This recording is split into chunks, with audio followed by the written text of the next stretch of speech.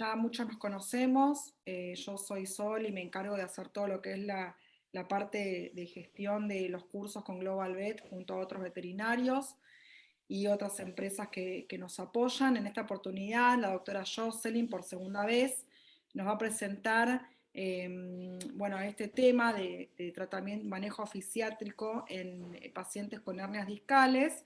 Ella es médica veterinaria y se dedica a la fisiatría y a la rehabilitación veterinaria, muy bien en Chile hace bastante tiempo.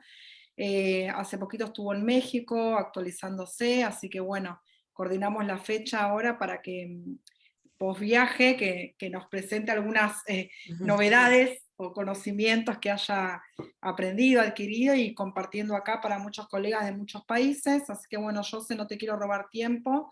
Ujú. Lo que quieras presentarte, comenzar, ya esto sabemos cómo es. La doctora va a Sí. hablar, va a compartir conocimiento y ustedes van a ir haciendo preguntas por el chat y luego por la doctora del lugar. Así que bueno, está con un poquitito de tos. Sí, sí. Pero bueno, por lo menos si es necesario cortar un poquito antes, vos fijate, no Ujú. fuerces, yo sé lo que necesites hablar, digamos. Sí, no, no hay problema. Déjame empezar a compartir Dale, la pantalla. ahí ¿Me está. ven ahí? Perfectísimo, Sí, ya, perfecto. perfecto. Entonces, bueno, tal cual Sol les comentó, hoy vamos a hablar de lo que son las hernias discales y la terapia temprana post-hemilemenectomía, así como también un poquitito de lo que es el manejo conservador en pacientes que no llegan a cirugía, para ver cómo los tratamos en la parte fisiátrica. ¿Ya? No vamos a abordar tanto la parte médica, los tratamientos, digamos, medicamentosos, pero los vamos a considerar de que están hechos, los voy a mencionar, pero no vamos a ahondar mayormente en eso, ni en el diagnóstico o examen neurológico propiamente tal, pero sí en lo que es la terapia enfocada en un paciente de hernia aguda principalmente, ¿ya? Entonces, tal cual como me presentó Sol, yo soy Jocelyn Venegas, soy médico veterinario de Chile, de la Universidad Mayor.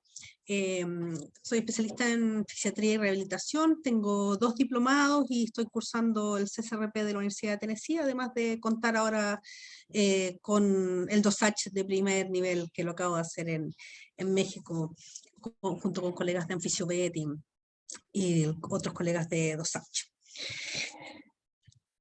Bueno, para hablar un poquitito de hernias discales o de enfermedad del disco intervertebral, tenemos que inicialmente hacer una pequeña clasificación.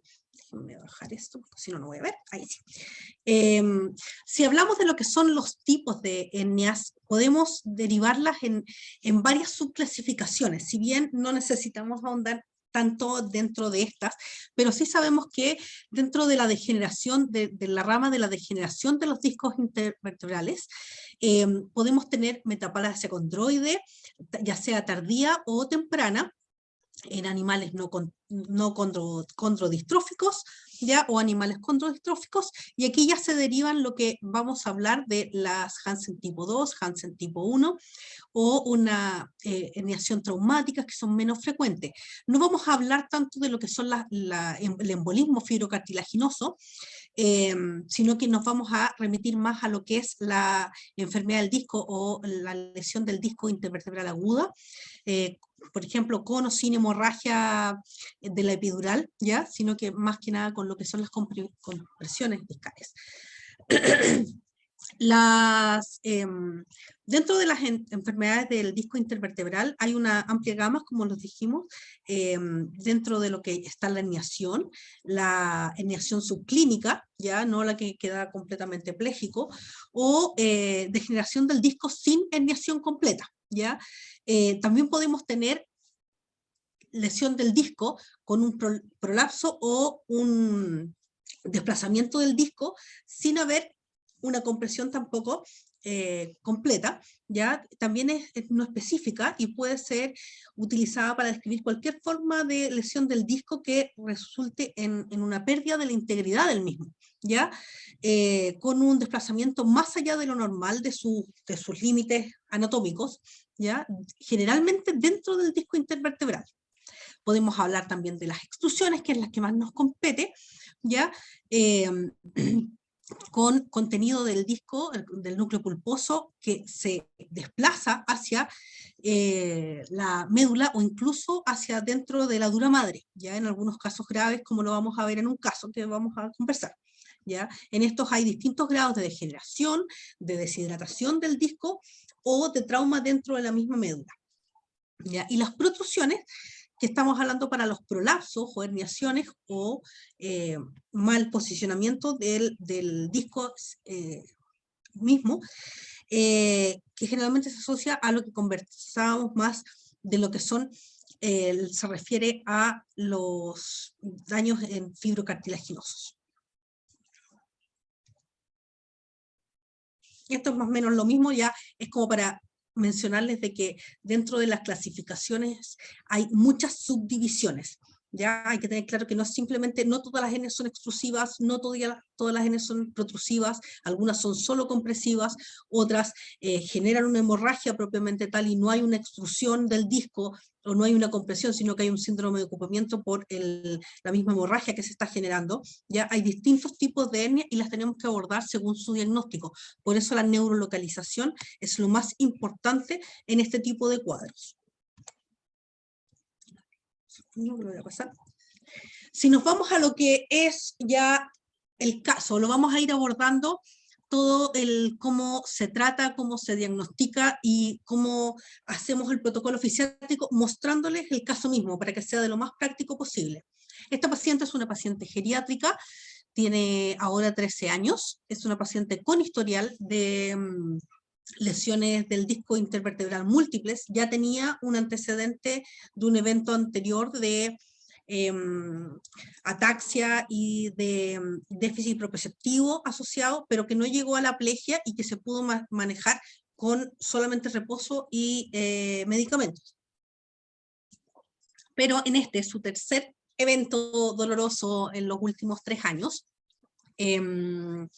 empezó con este caminar un día. Este lo vamos a llamar como el día 1. Como pueden ver, ya tiene una marcha que es anormal, es una marcha que ya tiene debilidad del tren posterior. Ya hay una paciente, esta paciente ya utilizaba zapatitos porque en su casa tiene piso flotante, como lo llamamos en Chile, y se resbalaba. Entonces es una paciente que requiere un mayor soporte, pero empezó de manera aguda a tener este caminar un poquitito más débil del tren posterior, una ataxia muy leve, aquí no se nota el déficit proprioceptivo, pero ya tiene una dificultad para movilizarse. ¿Qué se hace en estos casos? Porque muchas veces esto pasa cuando no los podemos atender, generalmente los fisiatras no somos médicos de primera instancia, esto va a llegar a un médico general, o va a llegar, si es que consiguen ahora un neurólogo, o va a llegar a una urgencia, a una clínica. Ojo, en peor de los casos, un día feriado, un fin de semana que no los podamos atender. ¿Qué se hace en este caso? Lo más importante en un paciente que está mostrando signos de herniación, o que va para herniación, o que está con esta ataxia o esta paresia, lo más importante es el reposo estricto en confinamiento. Lo primero que ustedes le tienen que indicar al tutor es que lo encierre.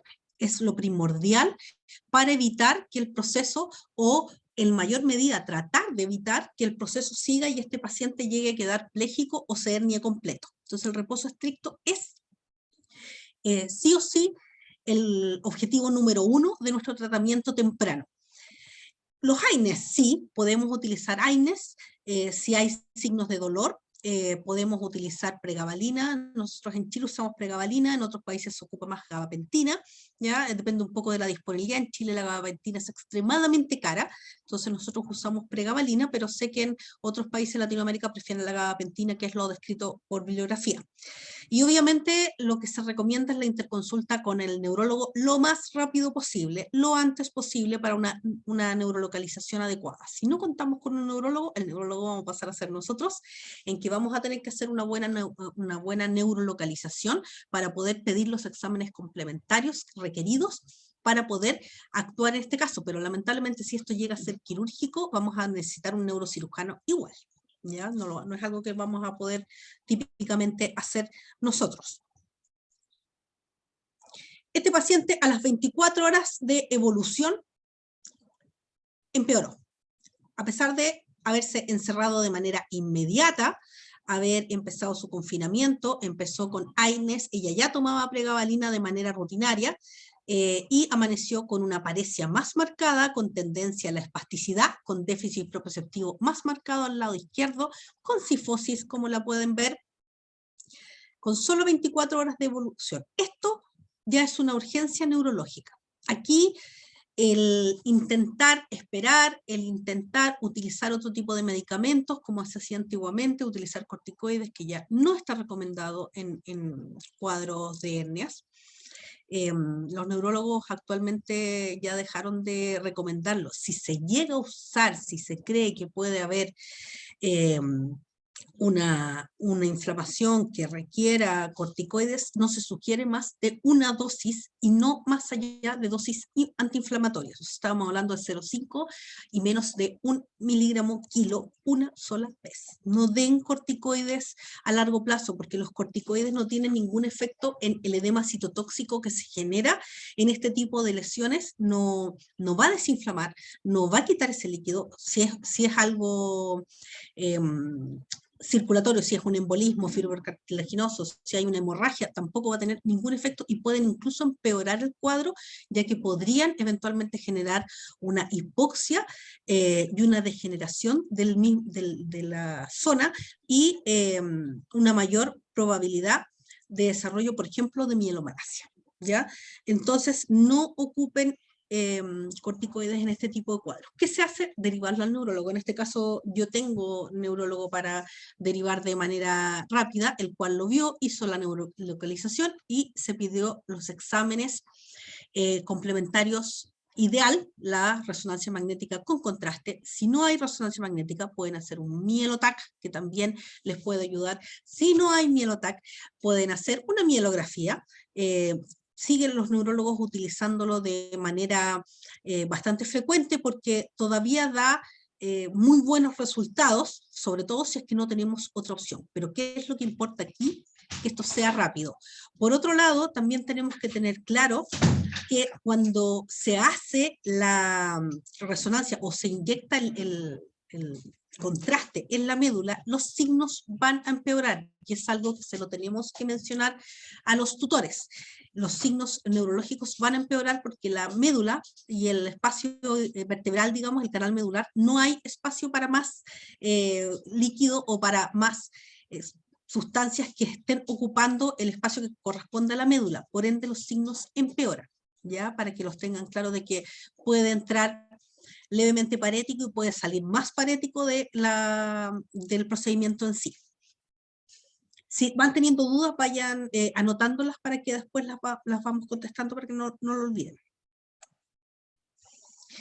En el caso de esta paciente, obviamente se le realizaron exámenes prequirúrgicos, el perfil, o sea, perdón, la pre-resonancia, puesto que esto es un procedimiento que se tiene que hacer bajo anestesia general. Es una paciente de 13 años, habían otras concomitancias, había tenido polimiositis inmunomediada 2 años antes, entonces es una paciente que tenía concomitancias, pero cardiológicamente estaba bien.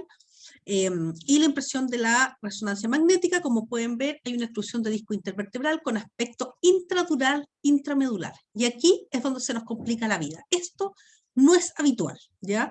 ¿En qué espacio intervertebral? En T3L1, donde se apreciaba moderada mielocompresión ventrolateral izquierda. Si nos vamos al video anterior, ¿cuál era el miembro más afectado? El izquierdo. Pueden ver que es el que tenía mayor tendencia a la espasticidad. Ella tiene cifosis, tiene una paresia más marcada, todavía controla el miembro posterior derecho, el izquierdo ya solamente la espasticidad y con un déficit propioceptivo marcado, evita el caminar, hace el esfuerzo pero evita caminar. Como antecedente, esta paciente es muy estoica, no es a pesar de ser un perro pequeño, no es una paciente que se queje mucho, ¿ya? Pero les puedo asegurar que dolor tenía y mucho. Entonces, como les decía, esto no es tan habitual y aquí es donde empieza el gran problema, porque ¿qué quiere decir esto? Que por imagen aparenta que el disco que está extruido ¿ya? No está en el espacio del canal medular, sino que está intradural, se metió dentro de la médula y eso es un gran problema, lo vamos a ir viendo. Además tienes otras exclusiones de otros discos que ya se sabía por la resonancia que se le había hecho 2 años antes, estas son hernias antiguas, pero esta es de 3L1, es la que nos está generando el problema. ¿Qué es lo que se hace? Se aborda quirúrgicamente, se hace la hemilaminectomía, pero se hace la hemilaminectomía para tratar la que nos está generando problemas, las que están antiguas, que ya están fibrosadas, que ya no nos están generando problemas, no se tocan porque puede ser peor, pero eso ya lo ve el neurólogo propiamente tal. Y aquí parte nuestro trabajo. ¿Cuándo se parte la terapia física después de una extrusión o de una hemilaminectomía? ¿Ya? Ojalá, si es que el neurólogo no indica otra cosa, pero si es un neurólogo actualizado, difícilmente les va a decir que no lo hagan. ¿Qué es lo que pueden hacer ustedes? Muchos me van a decir, no tengo máquinas, no cuento con los agentes físicos, vivo en un lugar remoto, no tengo acceso a tecnología, pero tienen sus manos. Y eso ya es mucho. Esta paciente entró con sensibilidad y salió con sensibilidad y a las 24 horas, en realidad menos de 24 horas, se le partió haciendo terapia inmediata, con soporte se le ayudaba a mantenerse parada y se le hacía estimulación de sensibilidad con este MAT, que los tiene, de hecho, GlobalVet los tiene, que son muy, muy buenos para estimular sensibilidad. Tiene unas pequeñas puntitas romas que no hacen nada de daño, y lo que se está haciendo ahí es trabajando algo, digamos, de manera doble, que se está trabajando flexo-extensión del miembro, pero además se está presionando contra esta estructura que estimula la propiocepción y la sensibilidad. Según la bibliografía, al menos en el libro del doctor Millis, el último libro, el de rehabilitación también para medicina deportiva y en animales de compañía, dice que la mayor parte de las condiciones neurológicas que están relacionadas a herniación del disco intervertebral necesitan cirugía descompresiva. El manejo del dolor, la inflamación, la movilidad de las articulaciones temprana, se debe hacer mucho énfasis en esto. El punto de inicio de la rehabilitación y la progresión de los ejercicios depende de la severidad del daño de la médula y de particular importancia la presencia o ausencia de dolor profundo y de función motora. Si el dolor profundo está ausente, los esfuerzos están directamente relacionados a mantener los tejidos, o sea, a mantener la musculatura que tenemos. Tenemos que mover a este paciente. Si el paciente no se mueve, hay que moverlo. Se pueden hacer movimientos pasivos, elongaciones, ejercicios de pie, tal como se está haciendo aquí, e incluso estimulación eléctrica, que también deben ser distintas, no es la corriente que utilizamos normalmente, pero lo vamos a ir viendo. Entre las cosas que podemos hacer, incluso intrahospitalarias, si este paciente estuviera hospitalizado en la clínica en la que trabajamos o donde prestamos servicios, lo más importante es la estimulación de la sensibilidad, ya sea la tenga o no la tenga, siempre hay que estarla estimulando. Una forma económica de hacerlo es con un cepillo de pelo, con unas cerdas suaves, con un cepillo de dientes, con cepillo de uñas, con la punta de un lápiz romo, con la punta de una pinza roma, estimular en cualquier sentido. En este caso se estaba peinando a la paciente alrededor de la zona quirúrgica para generar un mayor estímulo en la sensibilidad y poder generar una mayor reconexión de las fibras nerviosas que se vieron dañadas. Hay un micrófono encendido por ahí para que vean quién lo tiene encendido.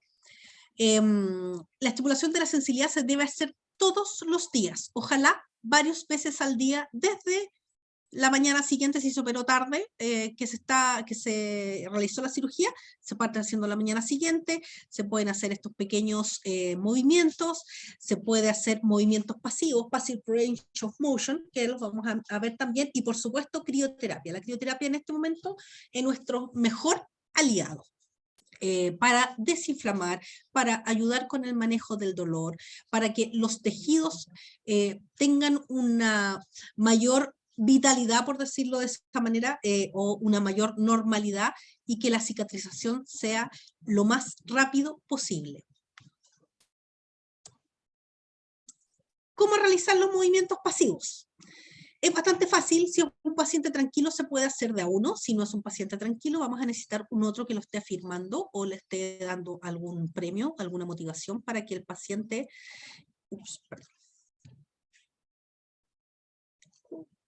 Este no se me agregó, perdón, ese no se me agregó como video. La idea es hacer una flexo-extensión de la cadera-rodilla. ¿Cuáles son los puntos importantes en esto? Sí o sí, la columna tiene que tener un apoyo, no puede estar volando, no puede estar al aire esa zona, tiene que haber un soporte, tal aquí como una de mis alumnas está sosteniendo al paciente, que no es la Cocoa, este es otro paciente.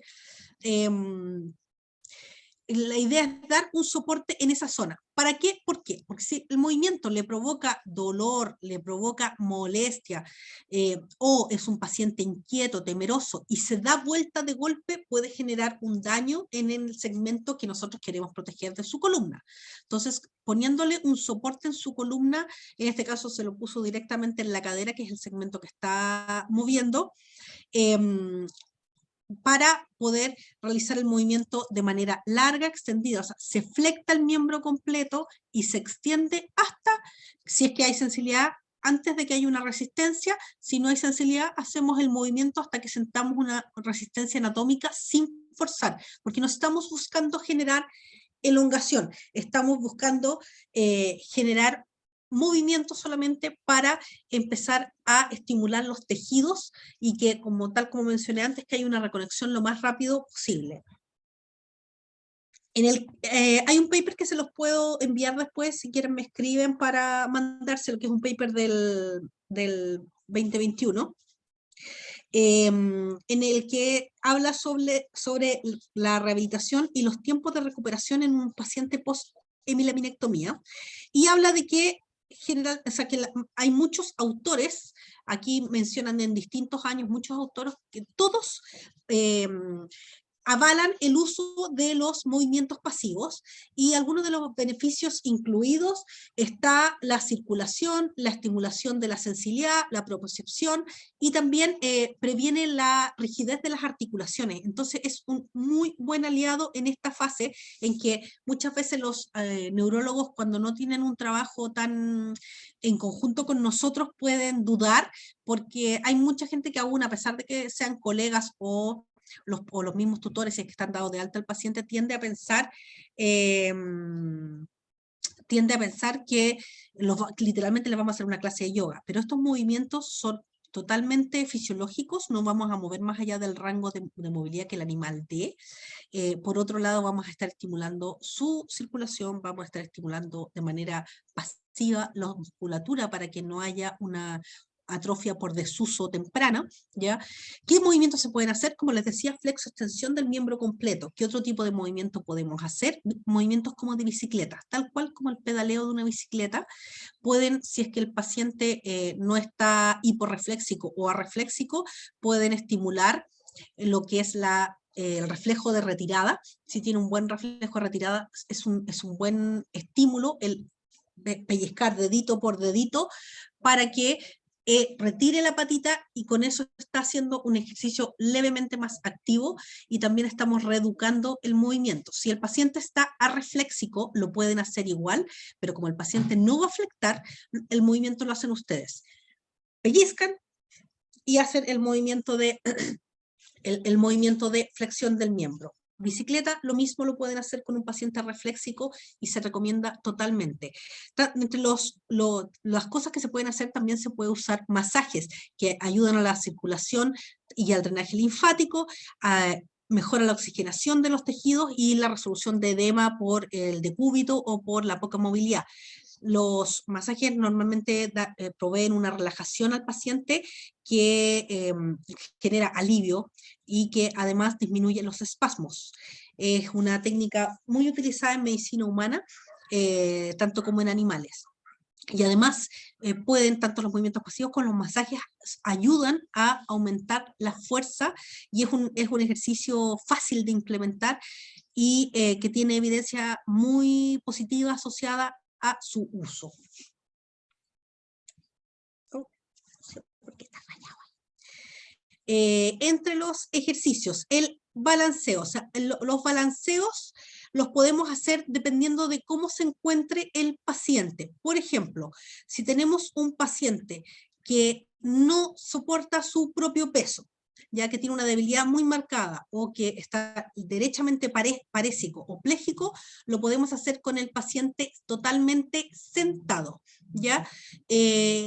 ¿Cuál es la condición? Lo que es la flexión de rodilla y tarso deben estar alineados en vertical, ¿ya? No deben estar las rodillas abducidas, no deben estar un miembro más abierto que el otro, tiene que estar bien sentado como perrito, casi como si fuera una esfinge paradita, ¿ya? Y balanceamos el tren posterior de lado a lado en sus caderas. Este ejercicio, al hacer una leve carga de peso, aunque sea tan pasiva como el estar sentadito, es un buen ejercicio para la musculatura. Si el paciente soporta algo de peso o con ayuda de ustedes puede soportar el mantenerse parado, se hace el mismo movimiento de caderas, que no es un movimiento sexy de cadera, no es quebrar la cadera de lado a lado, ¿ya? Sino que es un bloque, derecha, izquierda, ¿ya? En el que la condición, así como aquí teníamos que tener rodilla y tarsos alineados dentro de la misma caída, aquí tiene que ser a lo que es la caída de las caderas, ¿ya? No con los pies, con los miembros más abiertos de lo ancho de la caída de su cuerpo, no más cerrado, no uno más adelante del otro. La alineación es importante, porque parte del tratamiento de estos pacientes es hacer reeducación motora y postural. Entonces tenemos que nosotros corregirle la posición si no es posible hacerlo. Si el paciente tiene déficit sensitivo, además podemos agregar, tal cual lo hicimos en el ejercicio que mostré anteriormente acá, podemos utilizar algún tipo de alfombrilla para estimular la sensibilidad, puede ser un limpiapiés, puede ser una alfombra que tenga una textura, cualquier cosa que provea una superficie distinta al suelo liso para estimular la sensibilidad. Otra cosa importante, todos estos ejercicios deben ser hechos en una superficie antideslizante. Sí o sí, el paciente no puede resbalarse porque por algún motivo se les resbala de la mano, se suelta una mano, el paciente se mueve y se les arranca de la posición en la que lo tienen, se puede lesionar. Debe ser una estructura blanda, que tenga una buena amortiguación, pero que además no sea deslizante.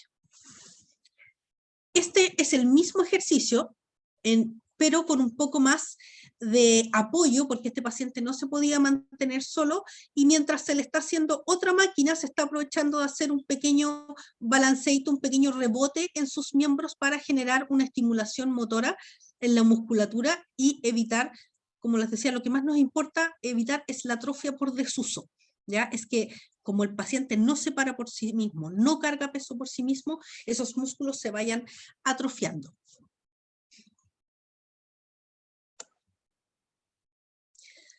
¿Cómo se evoluciona la terapia?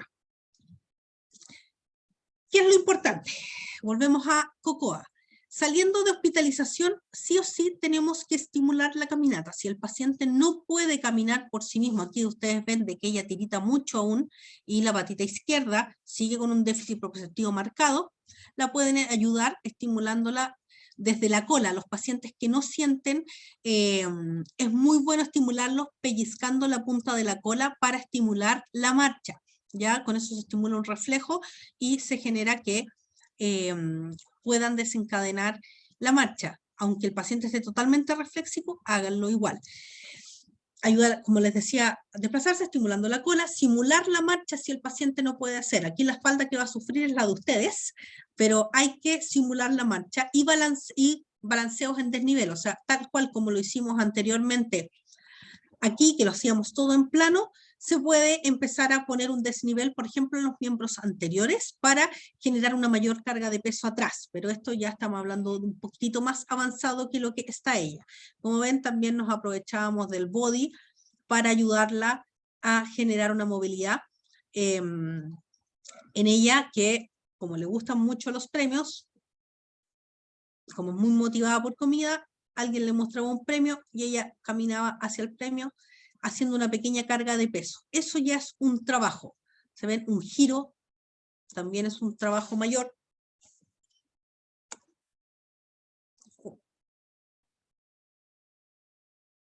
Perdón, hay uno que no le saqué el audio. ¿Cómo vamos esto aumentándolo? Uno puede decir, ya, hago tal o cual ejercicio, pero ¿cómo sabemos cuándo aumentar y cómo aumentar? Esto no es una receta de cocina. Aquí yo no saco nada con decirles, hagan este ejercicio la primera semana, este ejercicio la segunda semana, y así, sino que todo el protocolo debe ser por paciente. Si bien hay protocolos estandarizados de lo que podemos hacer en los primeros 10 días, los primeros 15 días, cómo irlos subiendo son las recomendaciones base para que ustedes lo vayan adaptando a su paciente. Si su paciente está totalmente refléxico o pléjico, no van a poder pasar a estos ejercicios porque no hay una función motora. Estos tipos de ejercicios se realizan cuando el paciente ya puede realizar un movimiento por sí mismo, ya puede cargar algo de peso, ya tiene control motor. ¿Cómo los vamos subiendo por semanas? Vamos haciendo, por ejemplo, un avance de 25% por semana.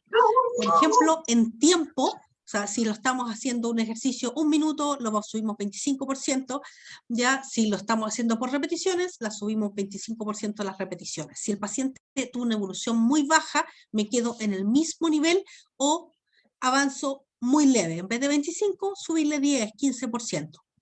Los desafíos, como les digo, son según la evolución, o sea, no puedo pasar a hacer un ejercicio más complejo si el paciente no ha tenido una evolución en cuanto a control motor, en cuanto a sensibilidad, en cuanto a cargas de peso efectiva que el paciente pueda hacer. Aquí ella está haciendo zigzag, le falla todavía un poco, con premio lo hace, ¿ya? El zigzag es un ejercicio que es muy bueno para flexibilizar la columna. Al hacer las torsiones le da flexibilidad a la columna para estirar y utilizar musculatura paravertebral y ayudarla a que fortalezca esa musculatura para prevenir otras lesiones, para ayudar a tratar de prevenir otras lesiones. En el caso que hay un pequeño circuito propioceptivo, esos cuadraditos son se hunden levemente, que son bastante amortiguantes, y ese es un circuito. O sea, si se fijan, ya eso le costó, ya lo tenemos que hacer con cuidado, con supervisión. Si es un paciente que le cuesta mucho más, podemos utilizar algún tipo de cinta en la zona abdominal, la banda elástica, uno de estos arneses de sujeción posterior, o agarrarla de la misma colita para ayudarla a hacer. La idea es que los ejercicios se vayan aumentando de nivel para que el paciente tenga un mayor desafío. ¿Qué hacemos cuando el paciente ya empieza a tener un dominio mejor? Entre las cosas que se sugieren está, por ejemplo, el trabajo en colchón. Este es un colchón inflable de camping que nos da un trabajo muy, muy completo a lo que es todo el organismo. Trabaja mucho el core, trabaja mucho la fuerza abdominal, que va a dar un gran soporte en abdomen para darle un soporte a la columna. Trabaja conciencia postural, trabaja propiocepción. El colchón está semi-inflado, no está inflado totalmente. Perdón. Y si ven con premios, ella responde, se le hacen giros para que desafiarle un poco más el ejercicio. En este caso pueden ver que se le está haciendo caminadora en seco, ¿ya? Aquí todavía era un poquito antes de lo del colchón, pero ella puede hacer los pasos, simplemente se le da un soporte para que no haga una fuerza excesiva con la columna. ¿Por cuánto tiempo? Tiempos cortitos, o sea, pueden partir con 30 segundos, por ejemplo, con un paciente que tenga una debilidad importante. Sigamos considerando que esta paciente tiene 13 años. ¿ya? O sea, no la vamos a hacer correr una maratón. Entonces, 30 segundos para partir con ella están más que suficientes, mezclado con otros ejercicios.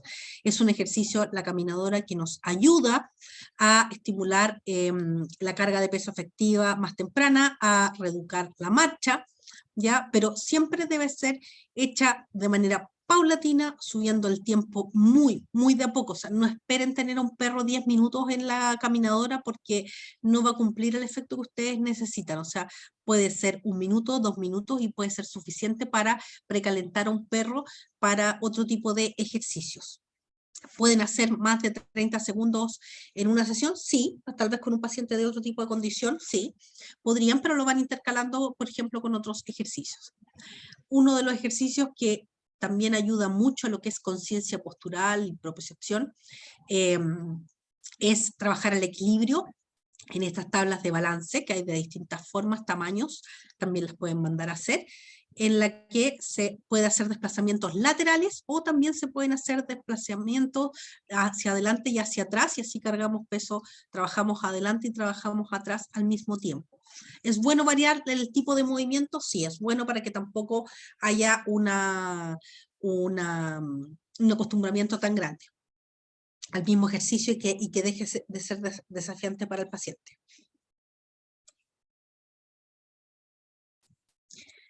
Hay que considerar al paciente como un ente integral, o sea, es un paciente que puede tener concomitancias, es un paciente que tiene un carácter, que pueden haber que ejercicios le den miedo, que estructuras le den miedo, hay que irlos desafiando de a poquito. Yo cuento con una piscina de pelotas que provee un ejercicio propioceptivo bastante importante, y aquí aprovechamos de hacerle trabajo olfatorio.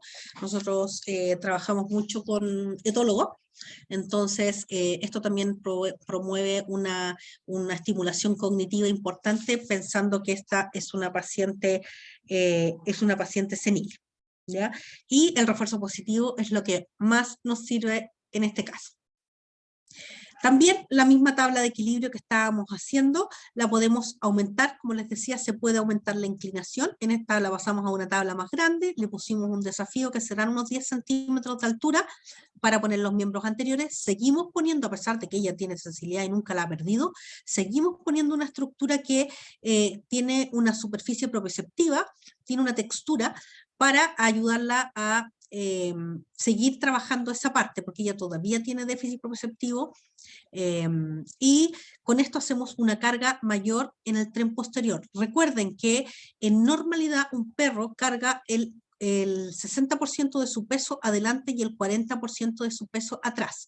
Entonces, si nosotros queremos trabajar el tren posterior, tenemos que quitarle peso adelante en una estructura inicialmente que sea muy rígida, muy estable, para darle confianza también y que haya una mayor carga de peso atrás. Cosas importantes para trabajar en este ejercicio: ambos miembros anteriores y posteriores tienen que estar a la misma abertura y al mismo nivel, no un miembro más adelante que el otro, no una patita más abierta que la otra, porque tienen que pensar que cuando se empieza a ganar fuerza o empiezan a recuperar la sensibilidad o el control motor, perdón, nunca lo hacen de manera simétrica. Generalmente hay uno que va más avanzado que el otro, porque hay uno siempre más afectado que el otro. Entonces, ellos son de la ley del mismo esfuerzo, van a tratar de sacarle peso a la que no quieren utilizar. ¿Qué es lo importante? Hasta el momento solo le he mostrado cosas con ejercicios, no he hablado de ningún tipo de agente físico. ¿Por qué? ¿Por qué lo quise hacer así? A pesar de que generalmente se parte al revés, partimos con los agentes físicos en la parte que están menos móviles y después pasamos a los más activos. ¿Por qué lo quise hacer así?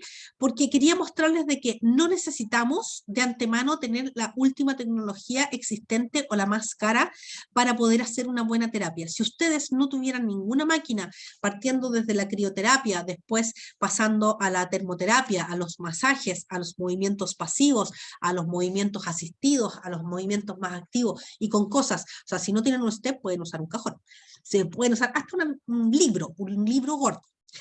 O sea, lo que ustedes quieran que les provea lo que ustedes quieren lograr. Lo importante es considerar en su cabeza qué ejercicio quieren hacer, qué músculos, qué grupos musculares o qué cadenas de movimiento necesitan movilizar para, para crear el ejercicio. Usen lo que tengan disponible. En esto la imaginación es la clave. Y como ya les mostré ejercicios, vamos a hablar un poquitito de los agentes físicos. ¿Ya? Yo me voy a remitir a hablar más de las máquinas que utilizo, no necesariamente son las mismas que van a utilizar ustedes, pero es importante que lo consideren como parte del protocolo. En lo que son los agentes físicos, de las cosas que más utilizamos, están lo que es la electroanalgesia. Dentro de eso, una de las corrientes más utilizadas es el TENS. La bibliografía, según Millis et al., el 2014, en otro de sus libros, en el de rehabilitación canina y terapia física, habla de que los parámetros recomendados para la fase aguda son de 80 a 150 Hz en frecuencia modulada, y para dolor crónico, o sea, cuando esto ya es más, o en un paciente que sea, por ejemplo, de tratamiento conservador, pueden utilizar de 1 a 10 Hz también con frecuencia modulada. Si la modulación de la frecuencia no está presente en el equipo, por ejemplo, en los equipos que son transportables, en los equipos móviles que tienen, estos más pequeñitos, pueden utilizar frecuencias de 50 a 100 Hz para dolor agudo y de 2 a 4 Hz para dolor crónico, que eso es lo que la literatura avala. ¿Ya? Les dejé escrito lo que es dolor crónico y dolor agudo. En el caso mío yo ocupo una de las máquinas de BTL de electroterapia, que además es terapia combinada, que tiene además ultrasonido, ¿ya? Y que uno puede también en estas máquinas diseñar sus propios protocolos. ¿Qué es importante? La electroanalgesia en un inicio debe ir. ¿Dónde se pone? Depende un poco de lo que ustedes quieran. Hay distintas corrientes, o sea, se puede poner paravertebralmente, por ejemplo, a un lado de la columna con un par de electrodos, al otro lado de la columna con el otro par de electrodos, alrededor de la zona que quiero tratar. También existen otras formas en que se ocupan las metámeras del segmento medular afectado y se pone los electrodos sobre la columna misma para utilizar estas metámeras y generar una analgesia que también llegue a los miembros involucrados. Es la que yo más utilizo, tiene una mejor tolerancia muchas veces cuando se pone directamente en la zona que está afectada, ya sea de algo neurológico como no, puede pasar que el paciente no tolere la corriente. Entonces hay que irla subiendo muy de poquito los amperes para ir acomodándolo a ese paciente. Si nos vamos a agentes físicos ya más específicos, podemos hablar de lo que es la láser terapia. La láser terapia es uno de los agentes físicos que nosotros más utilizamos. Y existen distintos tipos de láser terapia. Existen la láser terapia de alta intensidad o láser terapia de baja intensidad, o láser frío, que se les denominan.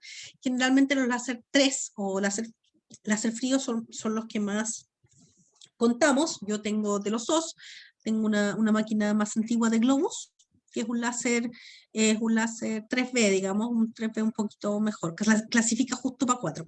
Así como que alcanzó para la nota mínima para probar en eso, y tengo también un láser 4 de alta intensidad de BTL. ¿Cuál es la gran diferencia? Que muchas veces nos dicen que es lo mismo, pero la verdad es que si vamos a hablar de hacer una terapia de 30 segundos, 1 minuto, a hacer una terapia de 7, 10 minutos o más, porque la intensidad no nos va a dar, puede hacer la diferencia. O sea, los pacientes se inquietan, es un tiempo humano, trabajo importante, y por otro lado también tenemos que pensar que efectivamente no hay una penetración de la luz y hacia la zona que nosotros queremos tratar. Aquí hay un cuadro comparativo, por ejemplo, de un láser de 1 watts de potencia, cuánto no va a pasar el tejido subcutáneo de 7 watts, de 12 watts de potencia, ya estamos hablando de una potencia mucho mayor que va a poder atravesar los tejidos, incluso llegar a huesos y articulaciones. Dentro de los efectos del láser, todos sabemos que tiene un efecto analgésico, ya tenemos efecto antiinflamatorio, también podemos trabajar en heridas, incluso la herida posquirúrgica de estas cirugías, también en granulomas, en osteoartritis, o sea, es muy, muy versátil. Hay muchos otros usos que dependiendo de la potencia y la intensidad de su láser es lo que lo van a poder utilizar, como por ejemplo lesiones bucales, incluso en otitis, en quemaduras, regeneración de tejido importante. Es una de las máquinas más nobles, que a más potencia sí tenemos que tener más cuidado, a pesar de que sobre todo en Latinoamérica somos bien descuidados y muchas veces no usamos lentes de protección, pero hay que pensar que este tipo de agentes tiene un efecto acumulativo, entonces la vista se va perdiendo y la quemadura por láser en general en la vista no se siente. ¿Ya? Dentro del curso del Dosage, que le puse 2022 4, bueno, dentro del Dosage de este año, ahora en octubre, las recomendaciones para hernia de disco están entre los 8 joules por centímetro cuadrado con este otro tipo de programaciones dentro de la máquina, si es que se lo permite. ¿Para qué? Esto está basado en un láser 3 principalmente, para hacerlo punto por punto. ¿Ya?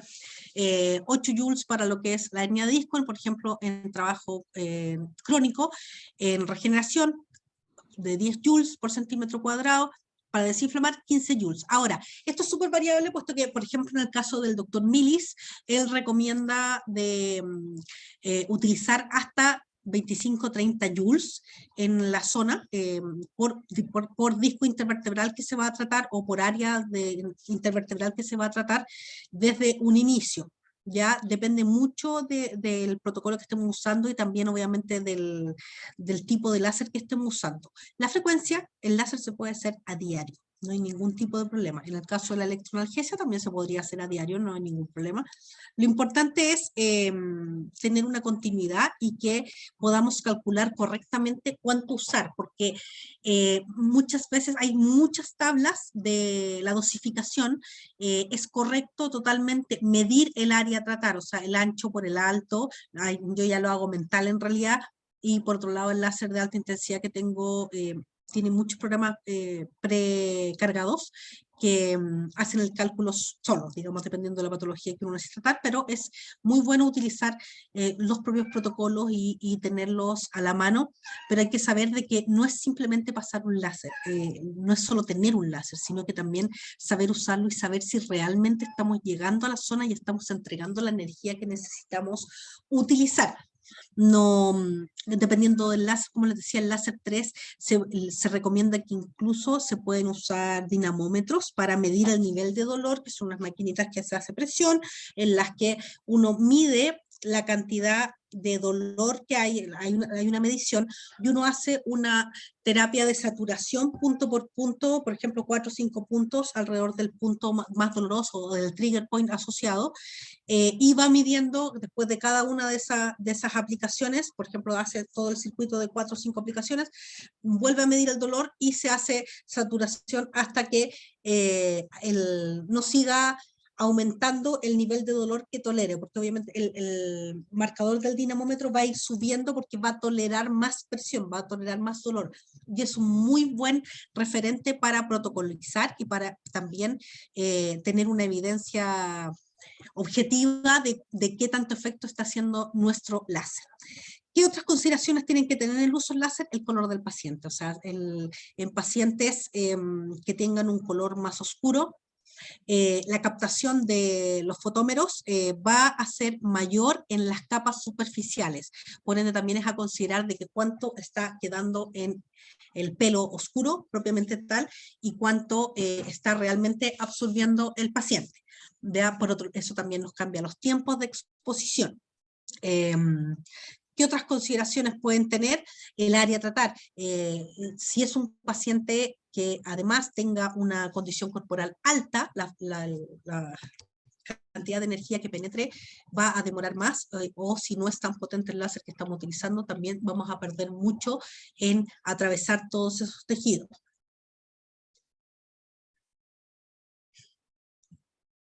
En lo que es electroestimulación, las corrientes que se utilicen, perdón, las corrientes que se utilicen dependen mucho del paciente, si es un paciente con o sin sensibilidad. No se puede utilizar una corriente EMS o una BMS, por ejemplo, que es lo mismo, EMS y EMS y BMS es lo mismo, son designaciones simplemente más nuevas. No podemos utilizar ese tipo de corrientes normales en los pacientes que están denervados. Los pacientes denervados necesitan estimulaciones distintas, que son corrientes exponenciales, ¿ya? Eso depende de la máquina, si es el equipo, qué tipo de corriente les provee, hay que evaluar, digamos, hay que buscar dentro de las corrientes que tengan, porque si es un paciente denervado, la corriente normal del EMS no tiene ningún sentido aplicarla, puesto que al estar denervado el animal no hay paso al estímulo nervioso. Entonces, con ese tipo de corrientes no van a lograr, y muchas veces si van a esperar a que haya una contracción efectiva visible, lo más probable es que pueden eventualmente quemar al paciente, generar una quemadura química en la zona, porque el paciente tampoco va a responder al dolor, ¿ya? Si es un paciente que está denervado. Entonces, eso es muy, muy importante considerar la presencia o ausencia de sensibilidad o de dolor profundo en el paciente que queramos hacer la electroestimulación. ¿Cuándo hacer la electroestimulación? En general yo la empiezo a hacer, por ejemplo, la segunda semana de tratamiento. Priorizo mucho los ejercicios pasivos, muchísimo en unas primeras fases. Manejo de dolor con electroanalgesia, eso sí, y láser o ondas pulsátiles o magneto, si ustedes quieren, pero es importante que consideren esto porque nos puede llevar a errores. Antes de pasar a eso, quiero también hablar de algo que estuvimos viendo en el dosage que a mí me resonó mucho. A veces por hacer más caemos en errores como desaturar al paciente en cosas. Es importante considerar que el paciente es un paciente que no está en un equilibrio ni fisiológico, ni funcional. Entonces, es un paciente que si nosotros aplicamos muchos tipos de energías distintas, ya sea electroestimulación, electroanalgesia, ondas pulsátiles, magnetoterapia, láser, lo que ustedes quieren, tienen que considerar, perdón, me voy a sonar, tienen que considerar que es un paciente que no va a estar 100% capacitado de absorber toda la energía que nosotros idealmente le estamos entregando en la terapia o que necesitamos entregar para generar el efecto que queremos, ¿ya? Entonces, a veces hacer menos es más. Yo cometí un error y es bueno que lo digamos porque hay que hacer una autocrítica, obviamente porque se atienden muchos pacientes, o sea, nosotros podemos atender desde 12, 18 pacientes diarios. En general, por una cosa de tiempo, que estamos atendiendo varios pacientes al mismo tiempo, muchas veces nos poníamos electroanalgesia, al mismo tiempo ondas pulsátiles, al mismo tiempo haciéndole termoterapia o crioterapia, y el paciente al estar alterado, al tener una incisión quirúrgica, al estar con un tejido que está en recuperación, el traspaso de la energía, del tipo de energía que nosotros estamos entregando, no necesariamente es el adecuado, ¿ya? La absorción de ese paciente. Entonces, a veces hacer menos es más. No sobrepasar el límite de los 3 agentes físicos por sesión, o sea, no ocupen TENS, EMS, ondas, láser, todo lo que tengan, así como, no tiren toda la batería en una sola sesión, vayan dosificándolo, porque los resultados pueden ser incluso mejor. Es mejor hacer una terapia un poquito más acotada en el uso de agentes físicos que bombardear los contactos, y los resultados van a ser distintos. Esto también les da un plus, porque si no cuentan con muchas máquinas, pueden estar haciendo una muy, muy buena terapia de igual manera. ¿Qué más? Cosas que no se pueden juntar. Bajo ningún punto pueden estar haciendo electroestimulación o electroanalgesia junto con magnetoterapia. El campo magnético va a alterar el impulso de la electricidad que ustedes estén haciendo. O sea, no es correcto hacerlo. ¿Qué otras cosas? Traten de siempre, ya en casos más crónicos en que ocupan termoterapia, calor en la zona, hacer todo lo que sea movimientos pasivos, elongaciones, inmediatamente después de sacar el calor, puesto que los tejidos están más laxos y con más circulación para poder hacer de mejor manera o con menos rigidez o menos molestia para el paciente en ese momento que si se hace muy separado de lo que es la termoterapia. ¿Ya? Y les quiero hablar un poquitito de qué es lo que hay de nuevo. Tal vez no muchos han escuchado hablar de este tipo de máquina. BTL tiene una máquina que se denomina SIS o Sistema Superinductivo.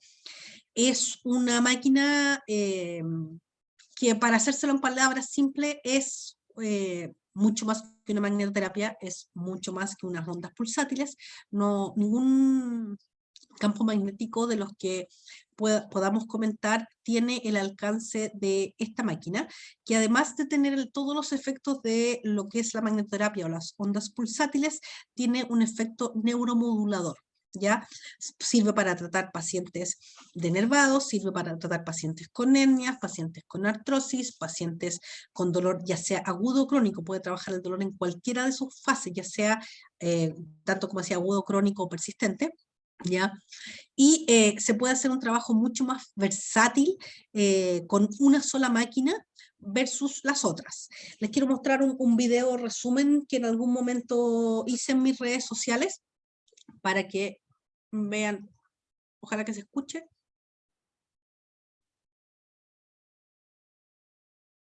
Ay, perdón.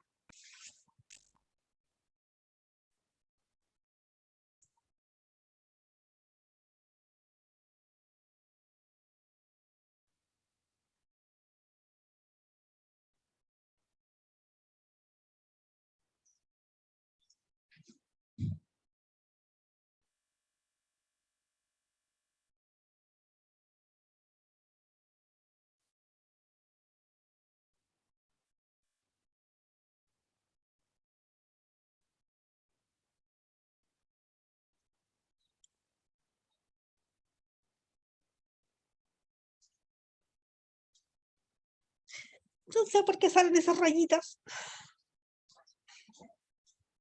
Hay alguien que está tocando la pizarra. Ah, ok. No Porque no sé. soy yo. No. Y no Tiene estaba que en mi presentación. borrarlo. Tiene que borrarlo. Quien esté escribiendo tiene que... Ahí está. Lo que sí no se escucha el video. No sé si tiene que tener un audio o qué, pero no se escucha. ¿No se escucha? No. Que se lo saqué de mis redes sociales, se los puedo mandar después o les puedo dar el link después para que lo vean. También tengo harta bibliografía del uso de SIS. El SIS incluso se está utilizando en este momento en humanos, por ejemplo, rehabilitándose respiratoriamente de COVID. Se está utilizando con muy, muy buenos resultados entre los colegas conocidos, digamos, bastante más conocidos que yo. Está, por ejemplo, la doctora Estela Zacata, en Brasil también la doctora Renata Diniz, que lo está utilizando en España, ella también es brasileña, pero está en España, el doctor Edgar Coelho en México, ya es una máquina que promete harto y la verdad es que de lo que lo hemos usado nosotros, que llevo aproximadamente 5 o 6 meses utilizándola, los resultados son muy, muy buenos. Lo uso principalmente en pacientes neurológicos y los resultados son muy, muy buenos. En tiempos de recuperación y en cambio, sobre todo en pacientes complejos, denervados o con alteraciones motoras importantísimas post este tipo de lesiones. ¿Qué es lo que quiero concluir con esto? En el caso, por ejemplo, como dijimos que también íbamos a conversar un poquitito de lo que eran los pacientes de manejo conservador, no hay mucha diferencia. Bueno, espérenme, ahí.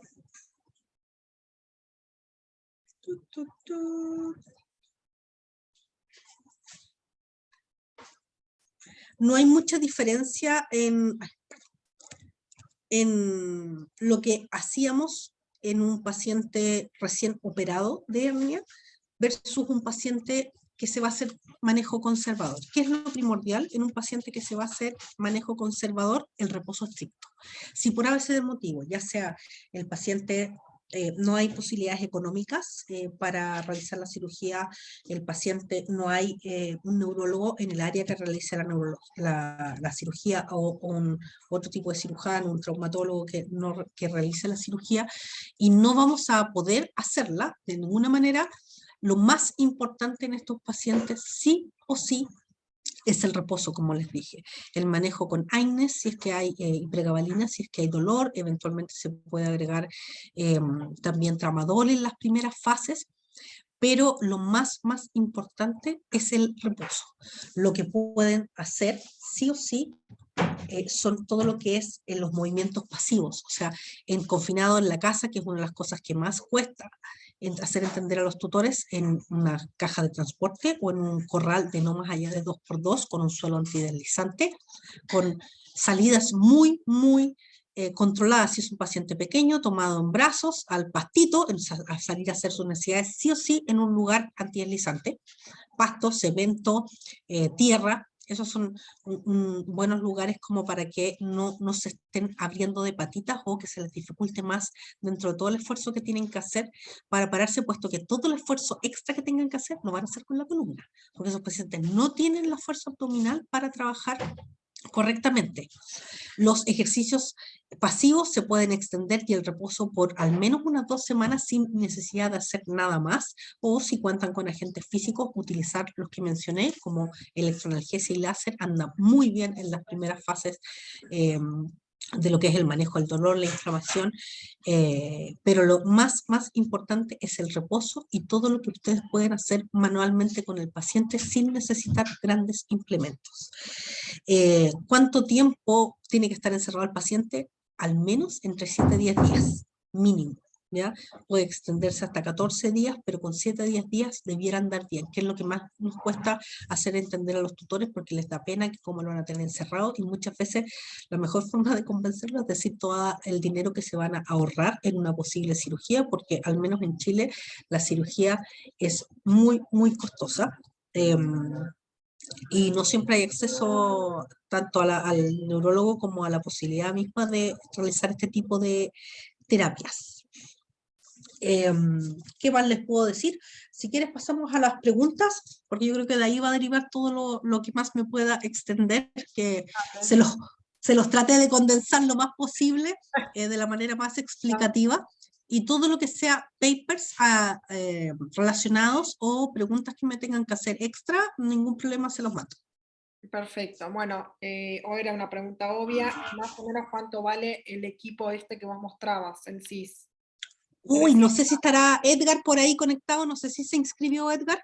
Me parece que no. Es bastante caro, no es nada de barato, ¿ya? Ahora, si lo consideramos como una inversión a largo plazo, sumado a los beneficios que tiene y sumado que no muchos colegas cuentan con él,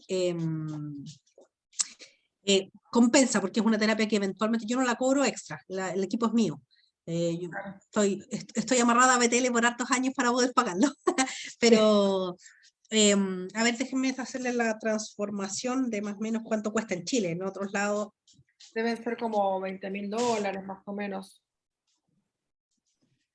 sí, déjame ver una cosa, espérame.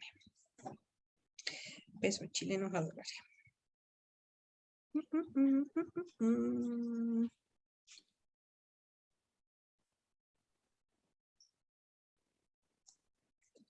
¿Me escucháis? Sí. Sí. ¿Quién habla? No sé. Sí, anda como por los $21.000. Sí, más o menos. Sí, algo Entre así. 21 o $25.000. Más o menos. Sí, es una máquina muy cara, es una máquina que no lleva mucho tiempo en el mercado. En el caso de BTL es la original. Entonces, recién se está empezando a utilizar en animales. La doctora Estela Zacata en Brasil tiene muchísima más experiencia que yo, y la doctora Denis también. Yo creo que soy una de las más nuevitas que lo está utilizando, y en Chile soy la única. Eh, pero todos los colegas que lo están utilizando, y además de los usos que se le ha dado en humanos, es muy, muy bueno. Igualmente no se frustren, como decía Jocelyn, un buen rehabilitador no es No necesita eso. el tipo más caro que tiene, no es el mejor rehabilitador. Como decía, No, el criterio, las manos, conociendo, uno puede rehabilitar. De hecho, hay muchos médicos veterinarios que rehabilitan con muy pocos recursos. Así exacto, que, obviamente que si uno puede comprarlo, buenísimo, pero si no, no se frustren porque igual se rehabilita. Eh, totalmente. Por eso es- lo quería mostrar como lo más nuevo, lo que claro, se viene, o sea, lo que va a empezar a sonar, lo van a empezar a escuchar, no como tiene que terapia saber, de ¿no? última gama, pero es importante que lo vayamos conociendo. No Exactamente. mencioné nada con respecto a lo que es caminadora en agua, yo no cuento con ella, pero obviamente si ustedes cuentan es ideal. Ojalá que se empiece a hacer cuando ya los puntos estén retirados, la herida esté totalmente sana, cosa de que no haya una probabilidad de infección, sobre todo en una zona tan delicada como lo es la columna, ¿ya? Pero es excelente, o sea, es de lo mejor que se pueden hacer una inversión como esa, ideal. Ideal, porque también promueve una terapia muy, muy completa de trabajo muscular, de reeducación motora, y también nos ayuda a quitar peso y a flexibilizar por la temperatura del agua. Tiene un efecto de la presión del agua sumado a la temperatura sobre las articulaciones que hace que el ejercicio sea muchísimo más eficiente. No lo mencioné, lo había olvidado. Bien, te pregunta Anita Martínez, en arena si se puede trabajar. ¿Vos trabajás en arena? Sí, trabajo en arena, mucho, sobre todo en época en la que los tutores ya empiezan a acercarse más a la playa o estamos más cerca del verano. Se puede trabajar en arena, yo lo dejo para pacientes que están muy, muy estables, porque el trabajo en arena suelta principalmente es un trabajo importante. O sea, si han tratado de trotar en arena sueltas, se acordarán cuánto cuesta y lo que cansa. O sea, hay que tener un equilibrio, y recordemos que las cosas que hagamos tenemos que pensar en los efectos que generan en el paciente. Es un trabajo activo, con bastante desafío. Yo, en los pacientes que ya tienen un control motor bueno, que tengan un déficit proprioceptivo leve, caminar en la orilla de la playa, en la zona que en la arena está más mojada, es un muy buen ejercicio, va a dar un ejercicio activo, va a generar una dificultad el que se le hundan las patitas, pero dejo la arena suelta como para pacientes que ya están demasiado bien o que tenían una vida muy activa previa y que ya pasamos el evento quirúrgico. O sea, estamos hablando de sobre 2 o 3 meses de trabajo. Ya no lo dejaría para pacientes de manera temprana, porque todo lo que no puedan hacer con la fuerza o control motor que tengan, lo van a compensar con la espalda. Bien. Paula tiene dos preguntas. ¿Cuánto tiempo puede Bien. tardarse como máximo en espera un paciente con hernia de disco para realizar cirugía? Es que es súper, súper variable. Ahí yo creo que un neurólogo te podría responder más eso. Depende del grado de compresión que tenga el paciente. Hay pacientes que a veces la evolución de esto pueden ser semanas, o sea, que parte con dolor, con cifosis, pasa el dolor, vuelve porque no han hecho un buen manejo del reposo, porque no hay una buena terapia medicamentosa.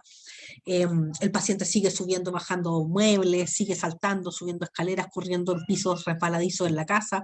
Entonces la evolución puede ser muy, muy rápida, o sea, muy lenta, perdón. Pero también hay pacientes que se pueden herniar en horas, o sea, que pasa de estar caminando a no caminar nada y no tener sensibilidad.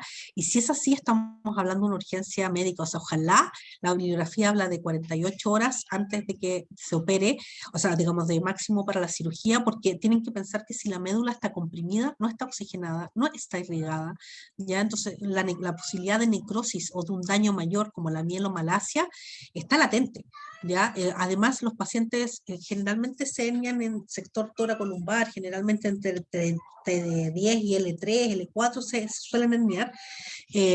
Y muchas veces el grado de compresión que genera afecta la micción. Entonces, son pacientes que están continentes, son pacientes que no pueden evacuar la vejiga por sí solos, entonces no lo podemos tener una semana sin el tratamiento adecuado. Son pacientes que se debieran sondear en hospital porque no pueden orinar por sí solos y además mantengan la orina en la vejiga, estamos acercándonos a la infección urinaria, ¿ya? Entonces es importante mantener eso. Por otro lado, la vitalidad o la factibilidad de recuperar la función motora y sensitiva, a medida que pasa el tiempo, se va haciendo más lenta. He sabido de casos de operaciones que en una semana un paciente sin sensibilidad o con daño motor importante, y hay algunos que han salido bien, otros que no, pero pasan a ser casos casi anecdóticos. No nos podemos confiar de juzgar tan al filo del reloj, del tiempo. Ojalá, mientras antes se haga, es más factible que ese paciente, si entra con sensibilidad, salga con sensibilidad, o si perdió recientemente la sensibilidad, la recupere. ¿Mm? Bien, y la segunda pregunta de Paula es que si un paciente sin dolor profundo puede volver a recuperar eso, y si es así, ¿en cuánto tiempo como máximo? ¿Puede volver a recuperar eso? ¿Te refieres al dolor profundo? No me quedó claro eso. O Sí, volver a caminar se refiere. es la pregunta, dice así, volver a recuperar esto. Entonces, ¿Podrá escribir la colega a decir si es sí, que...? digo, Paula, si querés levantar el micrófono, también puedes Sí. preguntarlo. Bien, Ana pregunta, para empezar a brindar el servicio de fisioterapia, ¿qué aparatos recomienda en un inicio?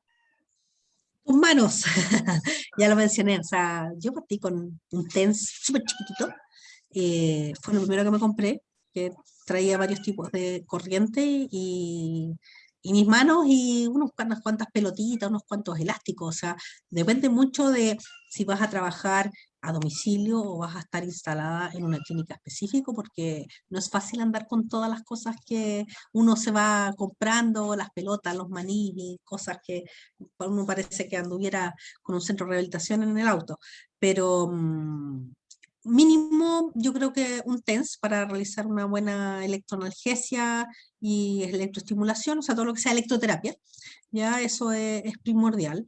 Eh, el láser para mí es súper importante. Hay láser de todos los precios también. Un láser 3B anda bastante bien, te vas a demorar más nomás. Y tienes que tener claro de que la energía que vas a entregar en un paciente que es muy grande, no va a ser fácil entregársela digamos, en cuanto a tiempo. No va a ser tan corto el tratamiento, pero puedes hacer un buen tratamiento. Yo creo que esas dos máquinas para mí son primordiales, más que un ultrasonido, por ejemplo. El láser y lo que es electroanalgesia da mucha versatilidad. Ya después te puedes empezar a poner más exquisita y comprar otras cosas. Bien, Sofía pregunta si estos ejercicios para todos estos ejercicios que mencionaba son para post cirugía. Si todavía no es necesaria la cirugía, ¿cuáles son los ejercicios que más recomendás? Porque tiene un paciente bulldog con extrusión discal en T11 y T12, camina bien, la pata izquierda es la más afectada, propiocepción lenta. Estoy Yeah. empezando con TENS y láser y mejora, pero me gustaría hacer más ejercicios. Sí. Tienes que, si ya pasó la fase aguda, está controlado el dolor en la columna, debieras empezar a hacer movimientos pasivos como los que mencioné, ¿ven? Como estos, ¿ya? O sea, pequeños balanceos o pequeños balanceos del tren posterior, te puedes ayudar con una pelota si le cuesta mantenerse parado, o ayudar tú mismo, un bulldog francés es fácil de mantener tal cual como este, movimientos pasivos como los que les mencionaba aquí, de flexo, extensión de cadera, afirmando la zona lumbosacra, digamos, con una pierna, con una almohada, contra una toalla, una muralla, digamos, un rollito de toalla. Lo importante es dar un buen sostén. Todo lo que sea mover ese miembro, ya sea con movimientos de bicicleta, estimular el reflejo retirada, es bueno. Si está con déficit perceptivo, todo lo que sea ejercicios como este es muy bueno, o sea, pequeños balanceos sobre una superficie que tenga una textura, o simular marcha, así como hacerle tú la flexión y la extensión de las patitas sobre la misma estructura, también sirve ayudarlo a la caminadora, si es que tuvieras posibilidad de caminadora, también sirve, ¿ya? Pero todos los ejercicios manuales que mencioné, todos son adecuados para un paciente como el que tú mencionas, que por lo que aprecio, digamos, de lo que dices, tiene sensibilidad. Bien, Mariela pregunta si la caminadora en agua se podría usar en pacientes de manejo conservador.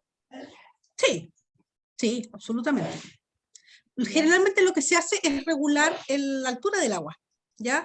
La altura del agua, a más altura, tú le estás dando más soporte al paciente, le estás quitando peso de su cuerpo, por ende es más fácil hacer el ejercicio. A medida que tú vas bajando el agua, al paciente le cuesta más porque tiene que soportar más su peso y tiene que hacer un movimiento mucho más marcado para poder sacar las patitas del agua, ¿ya? Entonces inicialmente se hacen manejos en los que se le pone, por ejemplo, el agua hasta la altura del hombro, ¿ya? Eventualmente igual le puedes poner estructuras como estos fideos como de Plumavit que se usan en las piscinas en verano, o con un elástico, ya lo puedes soportar, pero con el agua más alta para darle un mayor soporte sin que flote, digamos, no es hidroterapia. La idea es que camine, que cargue peso en la misma banda. Bien, Lisette consultas, ella dice qué tipo de ejercicio se podría realizar en un paciente neurológico que tiene hiperlaxitud de tarsos que le dificulta realizar la marcha medular. Ya, la marcha medular es un tipo de marcha que nos aprovechamos de lo que es el arco reflejo, ¿ya? La marcha espinal es por memoria espinal, ¿ya? Es una marcha que algunos cuadrúpedos pueden desarrollar, está descrita en perros, gatos, es una marcha que la condición principal es que el paciente no tiene sensibilidad. No puede existir marcha espinal en un paciente con sensibilidad, eso es marcha voluntaria. Si el paciente no tiene sensibilidad, podemos optar a la marcha espinal, pero hay que ser muy claro con el tutor de que es una marcha que no todos los perros pueden desarrollar, que es una marcha que requiere mucho tiempo, mucha paciencia, porque coloquialmente podríamos decir que los tutores se nos van desinflando en el camino porque parten con todo el ímpetu, pero esto requiere un costo importante porque la marcha espinal se puede desarrollar entre 2-3 meses aproximadamente. Yo lo que menos me he demorado son 2 semanas, pero un perro espectacular, digamos, en ese sentido, sin sensibilidad, sin control de vejiga, pero desarrolló marcha espinal en 2 semanas. En otros me he demorado 2 meses, 4 meses, 6 meses, 8 meses y hasta casi un año. Pero está descrito incluso hasta 1 año y medio, 2 años, desde el evento, digamos, que lo dejó sin sensibilidad. Lo más importante son los ejercicios, más que las máquinas en la marcha espinal, son los ejercicios, es la repetición, y repetición en general. Yo esos pacientes los parto tratando 3 veces por semana mínimo, y ejercicios 3 veces al día, todos los días, incluidos el día que van a fisio. El día que van a fisio lo más les quito una vez, que una vez la hacemos nosotros y las otras 2 los tutores, pero es un tipo de marcha que requiere un paciente en específico y tutores en específico, porque es mucho el tiempo, no puedes asegurar cuánto se va a demorar.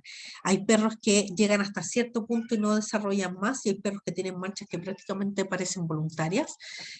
La marcha espinal está descrita como una marcha que es funcional, o sea, le sirve para ir a comer, si es que escucha que tocaron el timbre, salir corriendo, pero es una marcha que si no hay movimiento, la mayor parte de los pacientes tienden como a desinflarse, se caen, digamos, porque se inicia con el movimiento, pero es por arco reflejo, en el fondo es por reflejo espinal, ¿ya?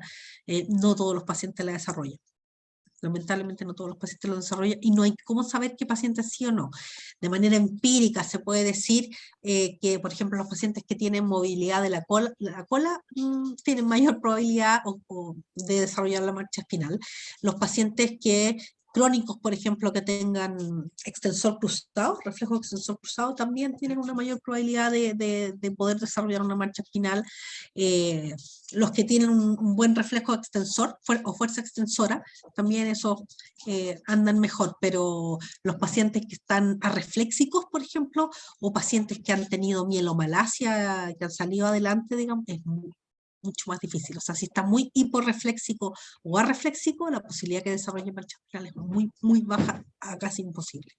O sea, ya esos tendríamos que hablar de prepararlos para carrito. Bien. Montserrat consulta, ¿qué recomendaciones para pacientes tetraparésicos con hernias cervicales? ¿Se recomienda terapia en piscina en estos pacientes? Sí, se recomienda terapia en piscina, pero lo primero que tú tienes que pensar es que en la piscina el movimiento, no sé si me ven, ¿verdad? El movimiento es como cortito, así como de tiranosaurio rex, por decirlo así. No es una flexoextensión completa. Lo que uno quiere hacer en un paciente tetrapléjico o en un paciente parapléjico es reeducar la marcha y hacer que el movimiento sea lo más parecido a lo normal.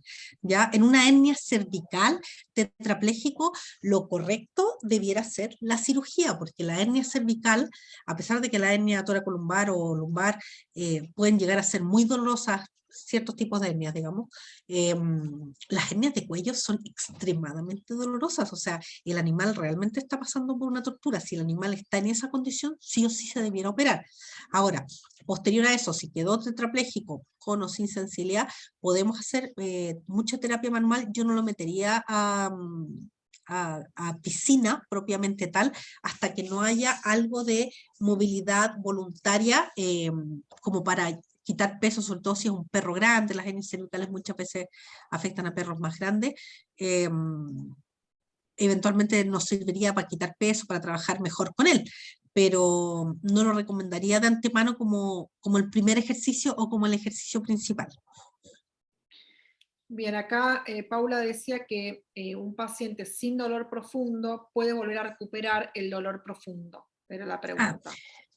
Mira, se describe de que si entró con dolor, con sensibilidad y salió sin sensibilidad, eventualmente es más factible que recupere a que un paciente que entra y sale sin sensibilidad, ¿ya? ¿Cuánto tiempo se espera? En general, ojalá que recuperaran dentro de la primera semana o las 2 primeras semanas. Puede ser hasta el primer mes, digamos, si somos bien positivos, pero posterior a eso, la verdad es que las probabilidades son muy, muy bajas a inexistentes. Perfecto. Aunque sea un cachorro. Bien, seguimos. Otra pregunta de Sofía, te pregunta si pacientes con hernias cervicales, ¿qué recomendás para evitar la cirugía? Es que no soy tan partidaria de evitar la cirugía en hernias de cuello porque si me pongo en el lugar del animal, o sea, para mí esta especialidad lo principal es evitar el dolor y las hernias cervicales duelen, es una de las cosas que más duelen en los perros. Entonces, la verdad es que yo no soy muy partidaria de evitar si en realidad el perro lo está pasando mal y tan mal como con esa hernia. Si es imprescindible, entre las cosas que se pueden hacer, el reposo, sí o sí. Hay que manejar mucho el dolor del cuello, o sea, generalmente son cuadros que se van haciendo más crónicos, hay contracturas importantísimas del cuello, entonces el manejo con termoterapia, mucho masaje, cuando ya el episodio agudo pasa, podemos hacer también otras cosas, o sea, o en un inicio también podemos hacer lo que es electroanalgesia, anda bastante bien, fototerapia, incluso hay distintas corrientes, siempre nos han enseñado que no se haga magnetoterapia en pacientes agudos, porque eventualmente la vibración puede generar un desplazamiento del disco y empeorar, pero también hay corrientes como en el 2H en el que dicen que eso no ni siquiera es válido en humanos, y en el caso, por ejemplo, de lo que es el CIS, se ocupa en personas con hernia, y en humanos las hernias en general no se manejan con cirugía. Entonces, no es tan avalado actualmente, son más como mitos que se han ido acentuando, digamos, perpetuando en el tiempo. pero de las cosas que yo haría, lo que es movimientos pasivos de sus manitos, porque lo que más tenemos que evitar es la atrofia por desuso. Hay que pensar que un animal que está en jaula, o que está inmóvil, que está pléjico totalmente, en la primera semana de esa inactividad puede perder hasta el 50% de la fuerza pico de su musculatura simplemente por no tener fuerza de gravedad sobre ellos. Entonces, contra lo que nosotros más peleamos es contra la inactividad. Es importantísimo partir con lo que es movilidad pasiva de los 4 miembros. Cuando un paciente está totalmente pléjico, yo incluso no hago el movimiento completo de flexo-extensión, sino que lo hago articulación por articulación, aislando la articulación que quiero mover. Por ejemplo, si quiero mover los dedos, lo tomo desde la zona del carpo, muevo solo los dedos. Si quiero mover el carpo, lo tomo desde radio ulna, muevo solo carpo. Asimismo con el codo, tomándolo desde la zona de bíceps, tríceps, solo codo, y voy aislando articulación por articulación para mover, y ahí se hace mucho más lenta la terapia. Anda muy bien con TENS en el cuello, muy bien. La magnetoterapia, PENF nos puede ayudar harto lo que es la contractura muscular. El láser, 1000 veces láser. Yo sería mi primordial el láser, sinceramente. Y ejercicios, todos los mismos ejercicios que mostré, el ejercicio ese del balanceo que les dije como esfinge en un paciente que está tetrapléjico, se puede hacer con el paciente acostadito en esfinge completa, como las esfinges de Egipto, así con los coditos doblados, la misma condición que lo que es codos, hombros estén alineados, bien pegados al cuerpo, no más abierto, no uno más para allá, uno más para acá, y se puede hacer balanceo del tren anterior y posteriormente del posterior, o si hay 2 personas, sincronizarse y moverlo uno por delante y el otro por detrás, se puede hacer igual, ¿ya? Se puede estimular lo que es, si es que el paciente no se puede parar, se puede estimular con comida, por ejemplo, cuando ya no tenga tanto dolor en el cuello, que se mire la zona como de las costillas, o el final de las costillas, guiándolo con un premio para que empiece a pasar de cúbito lateral a cúbito external. Y todo lo que sea movilidad pasiva está totalmente recomendado. Bien. O, Viviana, sí, perdón. Sí. ¿Vas a decir algo? No. Ah, ok.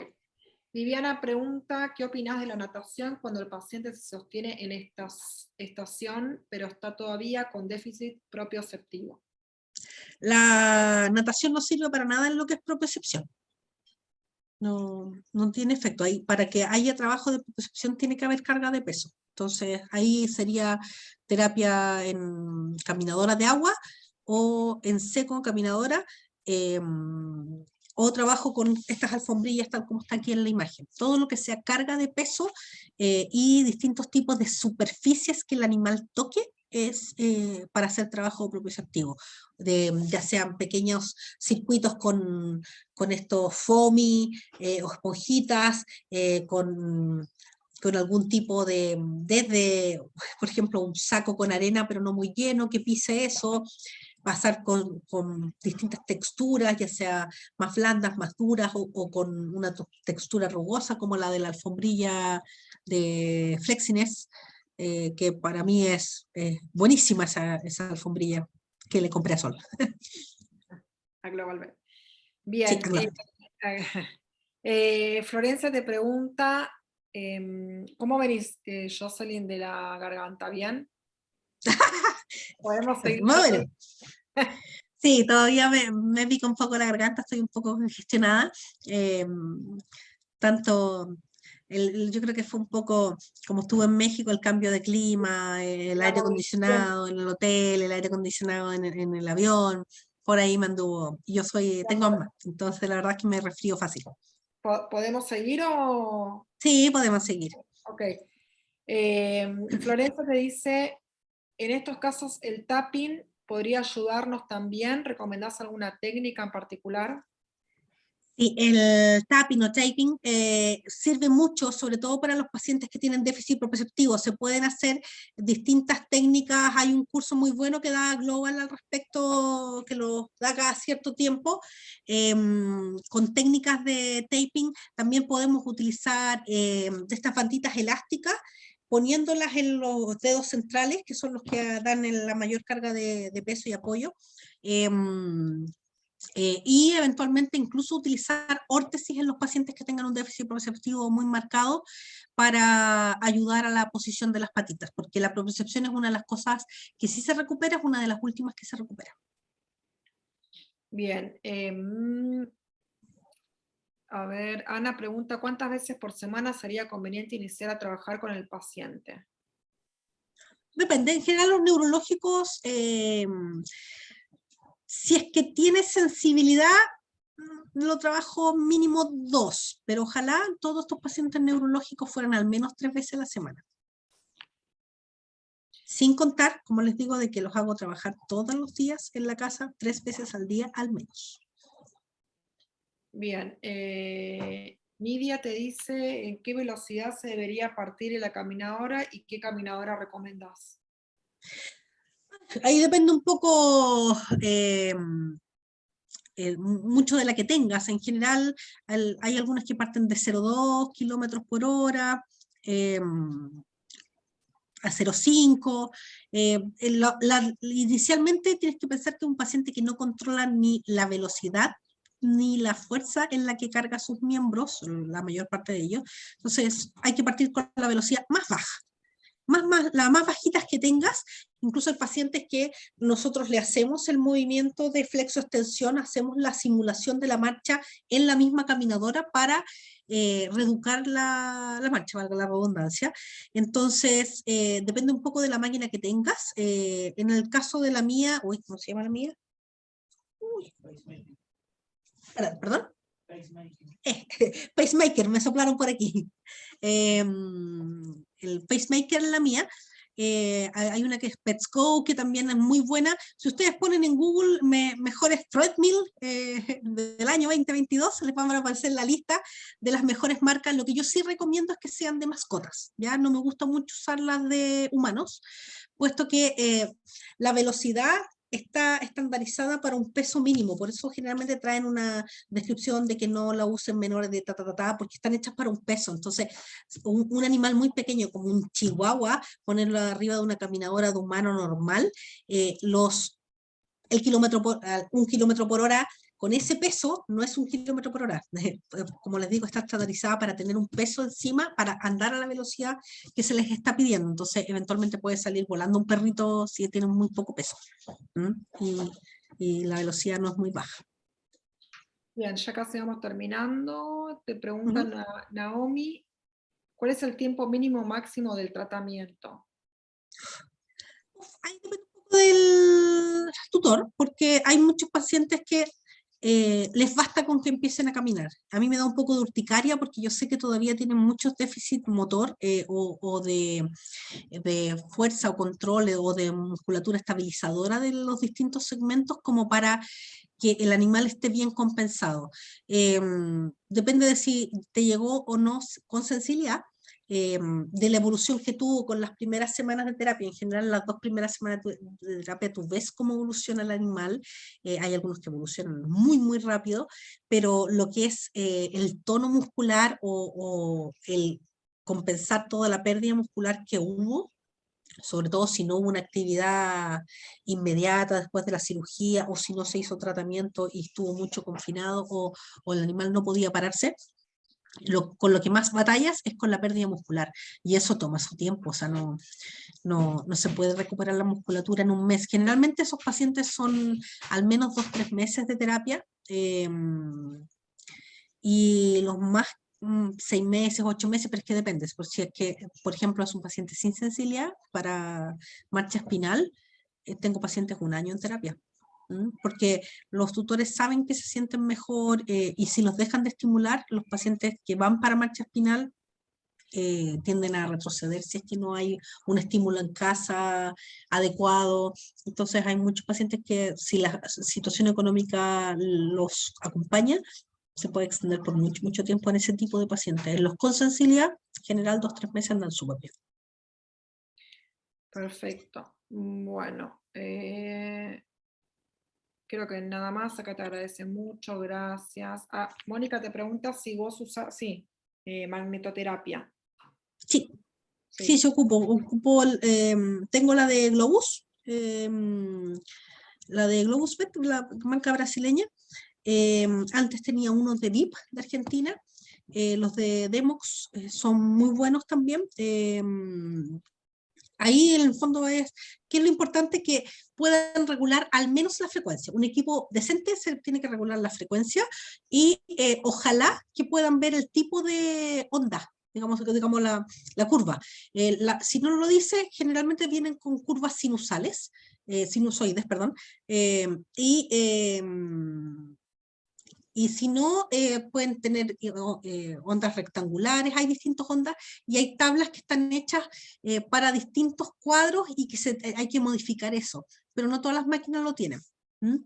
La de Globus se puede modificar la frecuencia, se puede modificar los Gauss, eh, pero no me dice el tipo de onda, así que lo más probable es que sea sinusoidal.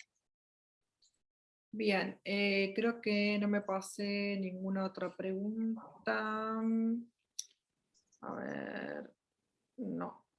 Bueno, acá muchas gracias, muy excelente charla, excelente, las felicitaciones. Ana, muchas gracias, perfecto. Acá, ¿cuánto, Rosina? Ella no sé si es no me acuerdo si es de México o de Chile, pero te pregunta en Chile cuánto se están cobrando una sesión de fisio. La A ver, pregunta en Chile se están cobrando en centros establecidos de $25 para arriba, están re bien. hasta más o menos $45. En Argentina $10, $12, más o menos 15, como mucho. Claro. No, Somos creo acá que el se más está, bajo como Venezuela. sí, no, acá se está cobrando más. El centro que yo trabajo está en una clínica muy grande, entonces la verdad es que cobran más que el general.